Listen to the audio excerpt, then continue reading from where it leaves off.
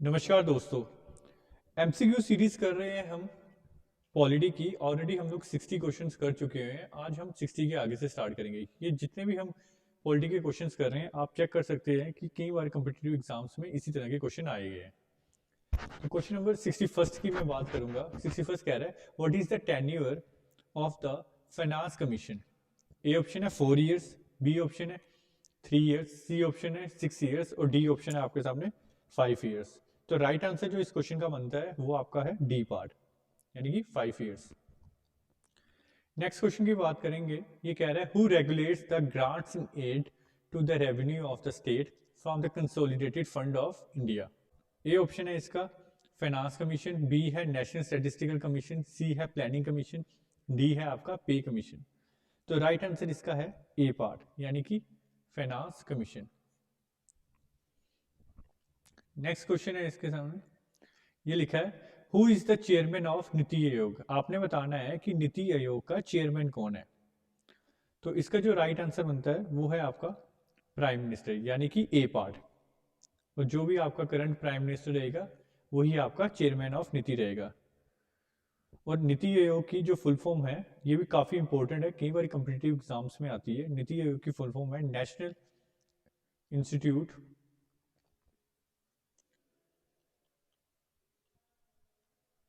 National institute for transforming India.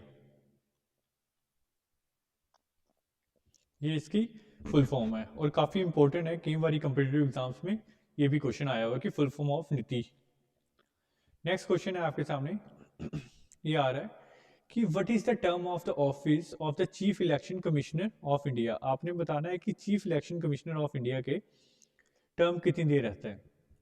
तो right answer इसका है आपका 6 ईयर्स और 65 ईयर्स ऑफ एज। इसका मतलब है कि 6 साल या फिर 65 ईयर्स की जो एज होती है उससे जो भी इससे पहले मीट करता है इस कंडीशन को, वही इसका टर्म रहता है। नेक्स्ट क्वेश्चन है, chief election commissioner of India is appointed by whom. आपने बताना है कि chief election commissioner of India इसको अपॉइंट कौन करता है। राइट आंसर इसका है आपका A part, by the president. Next question है, who is the chairman of state human rights commission. आपने बताना है कि स्टेट ह्यूमन राइट कमीशन का चेयरमैन कौन होता है। ए ऑप्शन है retired chief justice of high court, B है retired chief justice of supreme court, C है रिटायर्ड चीफ इलेक्शन कमिश्नर और डी है नन ऑफ दीज। तो राइट आंसर इसका है आपका A part, retired chief justice of high court. जैसा कि इस क्वेश्चन में पूछा गया कि chairman of state human rights commission, अगर इसकी जगह क्वेश्चन होता नेशनल ह्यूमन राइट्स कमीशन, किसकी बात करता है, स्टेट की अगर नेशनल लिखा होता, तो उस केस में जो इसका राइट आंसर होता वो होता आपका retired chief justice of supreme court. तो उस टाइम पे सुप्रीम कोर्ट का आ जाना था। काफी इंपॉर्टेंट क्वेश्चन है, काफी बार कम्पिटिटिव एग्जाम्स में ये रिपीट हुआ है। नेक्स्ट क्वेश्चन है, under which articles the provision of constitutional amendment has been made. आपने बताना है कि किस आर्टिकल में जो अमेंडमेंट हम कर सकते हैं उससे रिलेटेड सारी इंफॉर्मेशन लिखी हुई है। तो राइट आंसर इसका जो आपका बनता है वो है आपका बी पार्ट, यानी कि आर्टिकल 368। नेक्स्ट क्वेश्चन की बात करेंगे। नेक्स्ट क्वेश्चन क्या है, which constitutional amendment act is called mini constitution. आपने बताना है कि मिनी कॉन्स्टिट्यूशन इसमें से किसको बोलते हैं। 42nd कॉन्स्टिट्यूशनल अमेंडमेंट को, 69th कॉन्स्टिट्यूशनल अमेंडमेंट को, 106th कॉन्स्टिट्यूशनल अमेंडमेंट को या 73rd कॉन्स्टिट्यूशनल अमेंडमेंट को। तो मिनी कॉन्स्टिट्यूशन जो बोलते हैं वो बोलते हैं आपके ए पार्ट, यानी कि 42nd कॉन्स्टिट्यूशनल अमेंडमेंट जो हुआ था आपका 1976 में। ये भी काफी इंपॉर्टेंट है, इसे भी अच्छे से नोट डाउन कीजिएगा। नेक्स्ट क्वेश्चन है, ये कह रहा है कि the national capital territory of Delhi was created by which constitutional amendment. आपने बताना है कि दिल्ली को जो नेशनल कैपिटल टेरिटरी है दिल्ली, उसको किस कॉन्स्टिट्यूशनल अमेंडमेंट के थ्रू हमने क्रिएट किया था। तो इसका जो राइट आंसर बनता है वो बनता है आपका B part, by the 69th amendment act. और ये 69th अमेंडमेंट एक्ट बना था आपका 1991 में। नेक्स्ट क्वेश्चन है, when was the 9th schedule added to the Indian constitution, आपने बताना है कि जो 9th शेड्यूल है हमारा इंडियन कॉन्स्टिट्यूशन में उसको कब ऐड किया गया है। तो जैसे कि आपको पता है कि जब हमारा कॉन्स्टिट्यूशन बना था उस टाइम पर टोटल थे 8 शेड्यूल, और अगर अभी की डेट में देखा जाए तो आज की डेट में आपके हैं टोटल 12 शेड्यूल्स। और जो ये है आपका 9th शेड्यूल, ये आपका ऐड हुआ था इन 1951 में।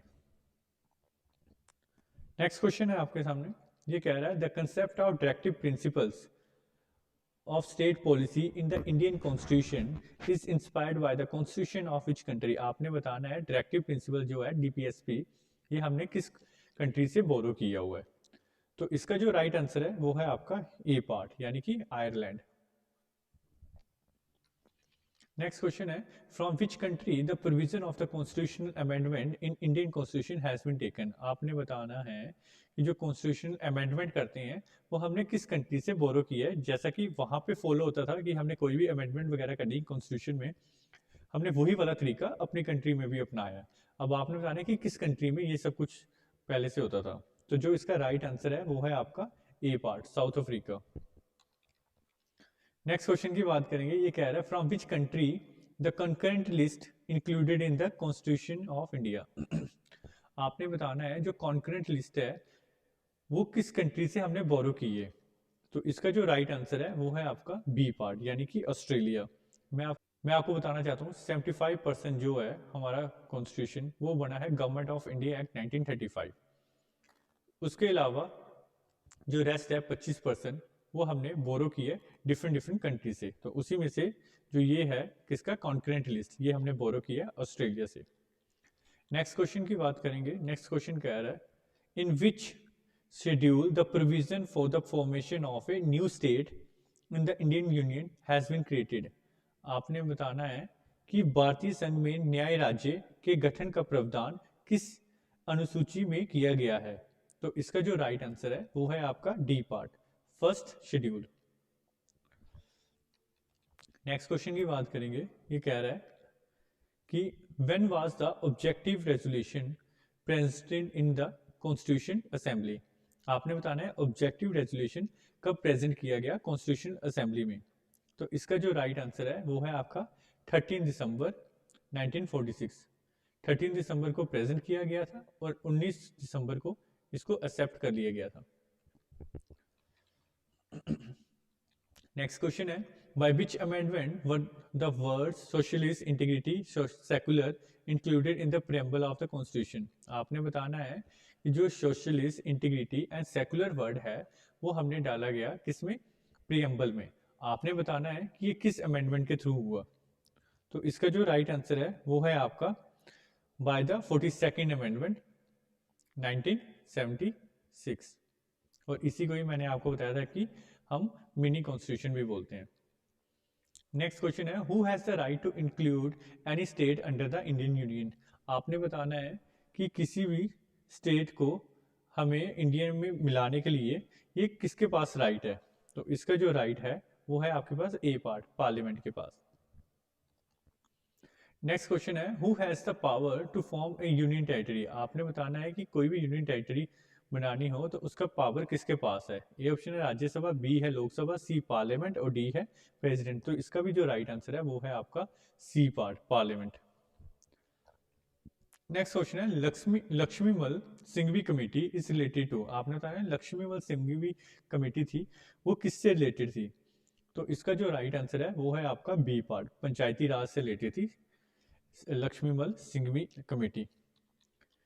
लास्ट क्वेश्चन है इस स्लाइड का, वो है under which part of the Indian constitution fundamental rights have been provided to the citizen. आपने बताना है फंडामेंटल राइट्स हमारे किस पार्ट में है।